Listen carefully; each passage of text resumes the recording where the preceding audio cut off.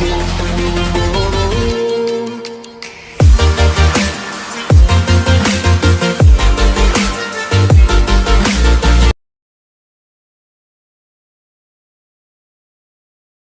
Good morning. मैं हूं आपका होस्ट दोस्त आर के बाय। हमारे YouTube channel motivational stories by R K Bai में आपका हार्दिक स्वागत है। आज हम बात करने जा रहे हैं दान के विषय के बारे में कि दान करने से हमें क्या क्या फ़ायदे होते हैं। इसे हम स्टोरीज़ के द्वारा पूरी तरीके से समझेंगे ताकि हमारा जो मोटिवेशनल का लेवल है वो काफ़ी ज़्यादा हाई हो जाए। तो चलिए स्टार्ट करते हैं। दान के विषय में कहा गया है, माया छाया होत है घटती बढ़ती जात, दान करे से बढ़त है बिन बांटे घट जात। अर्थात जो आपका दान रहता है, आप उसे जितना ज़्यादा करेंगे उसका उतना ही ज़्यादा लेवल बढ़ता जाएगा। अगर आप दान नहीं करेंगे तो जो आपका पैसों का लेवल रहेगा वो आपका घटता जाता है। ठीक है, इसी के अनुसार एक हम आपको कहानी सुना जा रहे हैं जिसमें दान के विषय में बहुत अच्छी जानकारी दी गई। तो चलिए बिना कोई समय गवाए हम अपनी स्टोरीज को शुरू करते हैं। एक कथा के अनुसार एक भिखारी सुबह सुबह भीख मांगने निकला। चलते समय उसने अपनी झोली में जौ की मुट्ठी भर दाने डाल दिए। इस अंधविश्वास के कारण कि भिक्षाटन के लिए निकलते समय भिखारी अपनी झोली खाली नहीं रखते, ऐसा सोचकर उसने क्या किया कि कुछ जो दाने रहते अपनी झोली में डाल लिए। थैली देखकर दूसरों को भी लगता कि इसे पहले से ही किसी ने कुछ दे रखा है। ठीक है, तो पूर्णिमा का दिन था। भिखारी सोच रहा था कि आज अगर ईश्वर की कृपा होगी तो मेरी यह झोली शाम से पहले ही भर जाएगी। अचानक सामने से राजपथ पर उसी देश के राजा की सवारी आती हुई दिखाई दी। भिखारी बहुत ज़्यादा खुश हुआ। उसने सोचा कि राजा के दर्शन और उनसे मिलने वाले दान से आज तो उसकी सारी दरिद्रता दूर हो जाएगी। ये सोचते सोचते वो सोचने लगा कि इससे उसका जीवन संभल जाएगा और वो अपने जीवन में बहुत ज़्यादा प्रसन्न हो जाएगा। जैसे जैसे राजा की सवारी उसके निकट आती गई वो और ज़्यादा खुश हो गया और कल्पना और उत्तेजना में बहुत ही ज़्यादा खो गया। जैसे ही राजा का रथ जो भिखारी रहता उसके पास आया तो राजा ने सबसे पहले अपना रथ रुकाया और उस भिखारी के पास पहुंचा।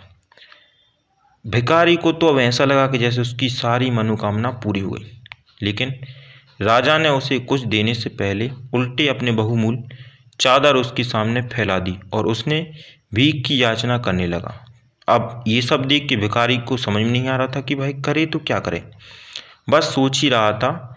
तो राजा ने पुनः फिर से याचना की कि तुम मुझे कुछ दे दो, मैं तुम्हारे सामने अपनी झोली फैलाता हूँ। अब भिखारी को कुछ भी समझ में नहीं आता कि वो करें क्या करे।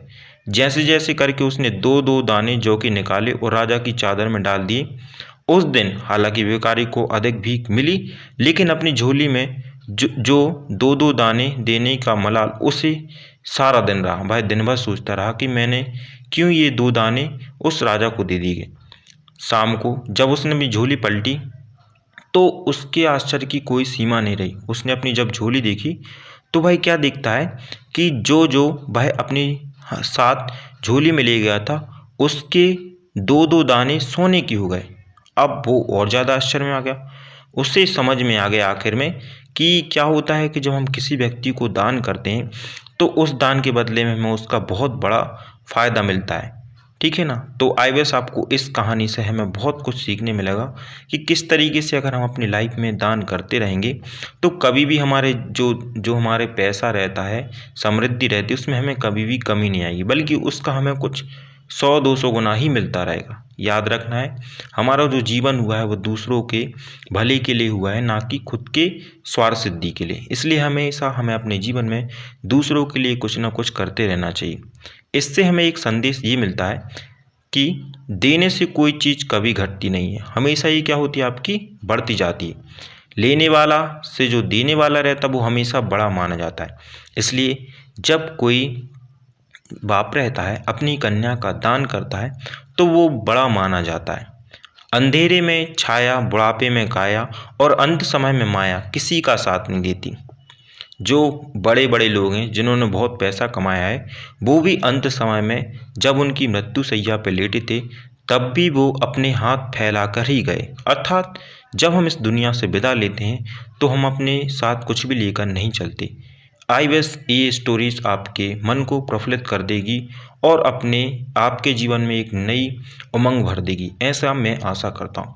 इसी के साथ ये स्टोरीज जो कि अब ख़त्म हो गई है, तो प्लीज़ अगर आप इसी तरीके से और स्टोरी सुनना चाहते हैं तो हमारे यूट्यूब चैनल को ज़रूर सब्सक्राइब करें और इसे शेयर करें, ताकि अन्य जो लोग रहते हैं जो कि बहुत ज़्यादा मोटिवेशनल की जिनको ज़रूरत है, तो वो भी हमारे यूट्यूब चैनल के साथ जुड़ सकें। Thank you for watching my videos.